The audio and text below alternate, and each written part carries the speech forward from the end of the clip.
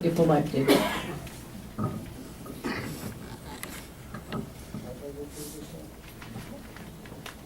As the chief of police in Polk, I was the administrator of the agency as well, and as the administrator, I had to prepare, apply. I'm sorry. I started When over. you're using the microphone, if you all could kind of hold it a little closer to your mouth, we're not getting very good sound back. Okay. As the chief of police, how's that? I couldn't even hear it now. As the chief of police of Polk, I was the administrator of the agency, and as the administrator, I had to prepare, apply, and implement the budget supplied by the city, by city council. During preparation, I had to determine what funds were needed to operate the department. Items included in the spreadsheet would be salaries, office expenses like computers and printers ink and stationery and postage and telephone expenses, and maintenance and repair of police vehicles.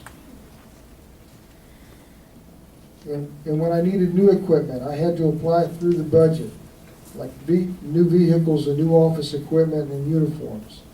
I then had to present and apply for the items listed in my budget to the city council for approval. When the budget was approved, I had to stay within its limit. Budgeting for the Office of the Justice of the Peace will not be that much different. Some of the line items on the spreadsheet will not be the same, and the budget will be presented to Commissioners Court instead of the City Council, but the basics of the budgeting will remain the same. I can assure the citizens that I have the experience to set the department's budget and work within that budget.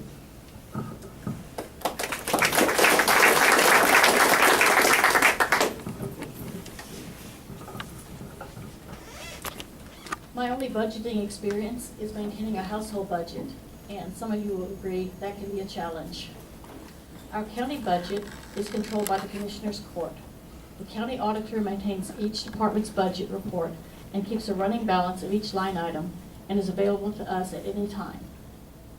This really eases the pain of planning for your operation. When budget workshops begin each summer, areas needing adjustment are proposed, some increased, some reduced. For example, legislation that came into effect September 1st, 2017 requires justice courts to contact every defendant to ascertain his or her ability to pay before a warrant is issued. This results in a dramatic increase in the amount of postage we use, which of course must be planned for. Back to the household budget. Prudence with supplies, prudence with utilities, and a long-range look at larger purchases such as furniture and technology. You really don't have to be a trained comptroller to manage our justice court budget.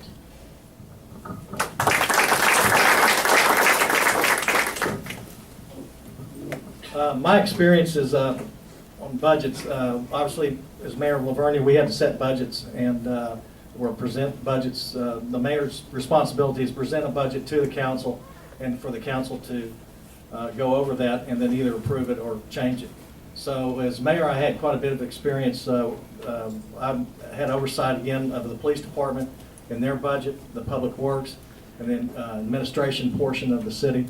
Again, the mayor would present that to the council. The council would go over it and approve it or disapprove it. And we always try to keep a tight budget so that we would use the taxpayers' money in the most efficient manner. Also, I was on the charter member of the Wilson County Emergency District Board, number 1, and that was, we had to set a budget and propose a tax rate to the county commissioners when that was first formed. That was kind of a difficult job because we needed a lot of equipment. We had pretty poor fire equipment at the time, so we presented the budget to the Commissioners Court, and at this point in time they have a pretty nice fleet of emergency vehicles. And then also, as president of the Municipal Development District, we had to prepare budgets for that. That's a committee that tried to promote commerce in the city of Lavernia, and we'd have to prepare a budget annually for that and present that to the council. So the main thing about budgets is to make sure that you're living within your means. I think that's one of the most important things that you can do when you set a budget, especially when you're using taxpayers' money. I'm a private businessman. I pay taxes, and I don't like them wasted. So we do our, anything I'm involved on, we do our best to sharpen our pencils and keep the best budget going.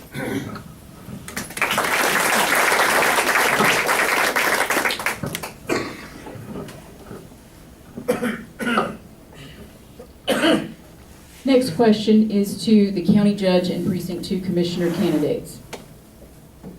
Are you familiar with a unit road system? Do you consider this a good thing, and why or why not?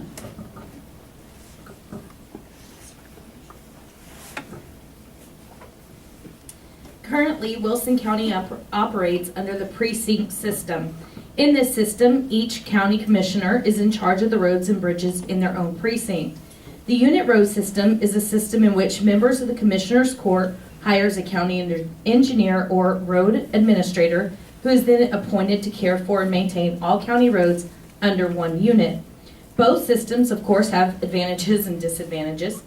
The advantages of the current system, the precinct system, is that the county citizens have a personal relationship to their county commissioners in which they have elected to that position. Under the unit road system, citizens are dealing with someone who was not elected by them, but instead appointed by others. The unit road system can potentially reduce costs using one central office, reducing needed facilities, and possibly reducing personnel. However, it could incur additional costs by having to hire a county road engineer or a road administrator to take care of the duties. After researching the road systems, I can see advantages to both. Our county is quite diverse and it has needs on various levels. My concern for the unit road system is that one unit cannot meet all of the individual precinct needs. In large counties where many of the needs are the same throughout the precincts, I can see a clear advantage to the unit road system. However, our county is still quite diverse. We have areas of growing cities, subdivisions, yet rural areas where tractors are as common as other vehicles on the road. I feel each commissioner in Wilson County should be the expert in the needs of their precinct and can accomplish more by focusing on each precinct separately. Because of our rural area, I feel it is important for our constituents to have a personal relationship to the commissioner in which they have elected. Open lines of communication between citizens and elected officials is key to ensuring the most beneficial working relationship.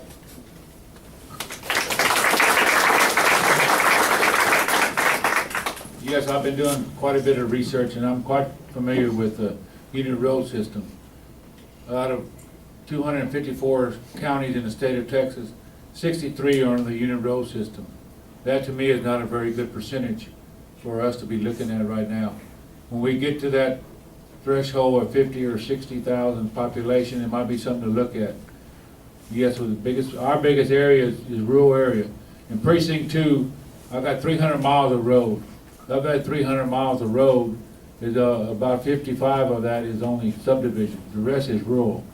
A unit road system works great when you have total development of subdivisions, industrial parks like Comal County, Kendall County, Kerr County, Bear. Karnes County went to a unit road system about 8 years ago. They've had some very hard, challenging situations. They floated a $15 million bond just to pave roads. I wish I had that. And the other thing that a unit road system does, I don't know how it can save money because you got to have the price of a material. When I took office, it was $3 a ton.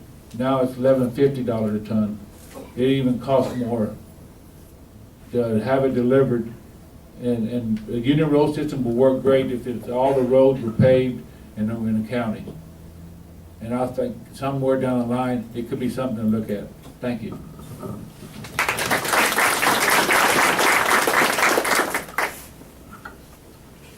I'm glad you asked this question, Annette. I've been doing extensive research on the unit road system, which is also referred to as the consolidated or unified road system. Some of what I'm going to say will duplicate what Tiffany's already said. There's 4 different types of county infrastructure management that were created by the Texas legislature in 1947.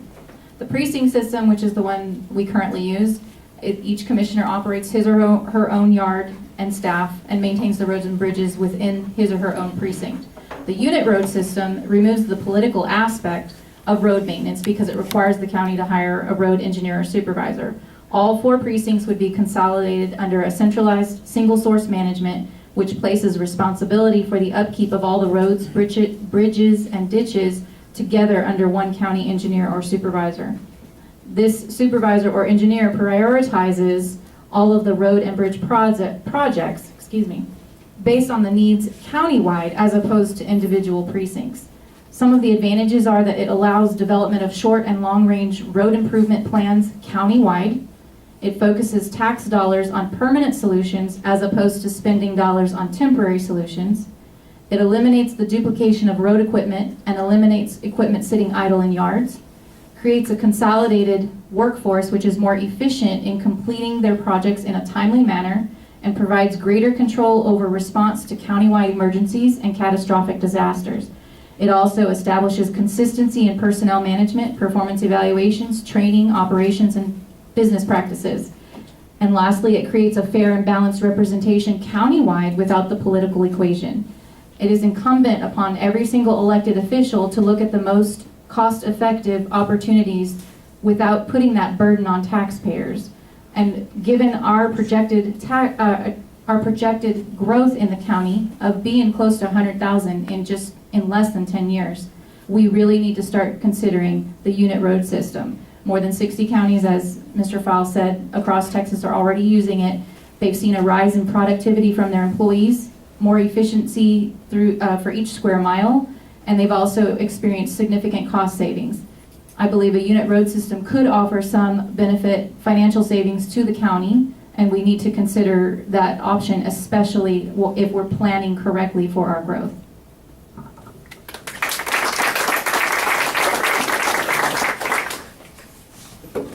Talk about duplication, okay. A unit road system is one of 4 types of alternate forms of county infrastructure management.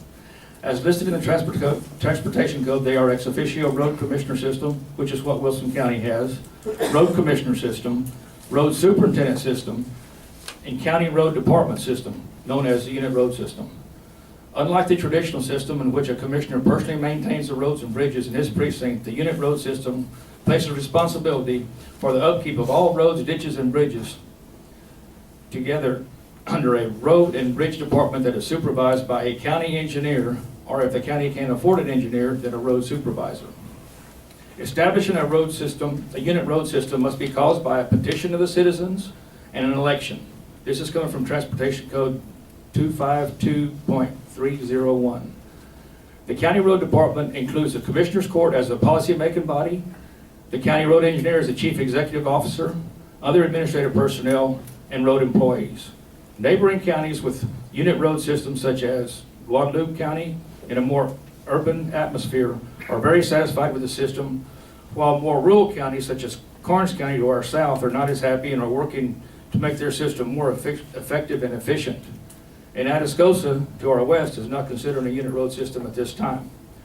Wilson County has 3 types of areas: more populated to the north part of the county bordering Bear County, less dense in the middle, and rural to the south bordering Karnes County. Our commissioners have already started equipment sharing purchasing for the use of multiple precincts, such as a paver, emulsion truck, emulsion tank, boom axe, and other equipment. Yes, we're at the threshold of the unit road system being an effective alternative to the road commissioner system, but we must be able to provide the same level of service to rural and urbanized areas. When the time comes for a unit road system, I will embrace this system and work diligently with our commissioners and the road engineer and the road employees to make this be the best possible system that can be offered to the citizens of Wilson County. And again, at the end, thank you all for being here. Thank the Wilson County News for allowing us. Thank Elaine and thank Annette. I appreciate it.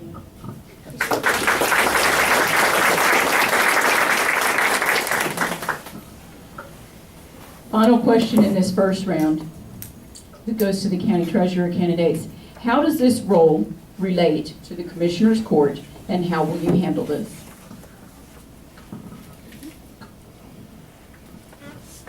The treasurer is required to submit regular reports to the Commissioners Court for inspection and verification.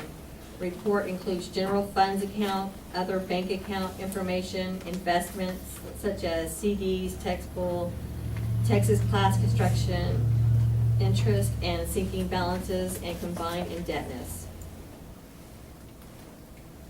The way I would handle the role of the treasurer related to the Commissioners Court, in addition to the report that is required by law, I will provide the Commissioners with a comprehensive quarterly report that compares current year funds with previous year funds. This will assist the Commissioners to determine discrepancies and determine if the county is performing in accordance with its budget.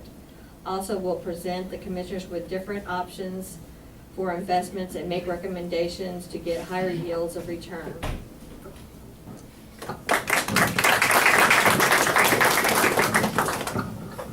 In my role as county treasurer to disperse the county funds as directed by the Commissioners Court. All invoices, which include both accounts payable and payroll, get approved for payment by Commissioners Court. After Commissioners Court have approved the bills and payroll, my office then prepares the checks that the auditor and myself sign. In the absence of the auditor, the assistant auditor and myself will sign the checks. I am required to give regular reports on county finances to the members of Commissioners Court to inspect and verify. Being designated as the county investment officer, I am required to submit a report at least quarterly on the county's investments. I submit to Commissioners Court a schedule of indebtedness report which contains lease purchase agreements on machinery to maintain county roads, and also report on the 2014 tax refunding bond, which is the construction bond.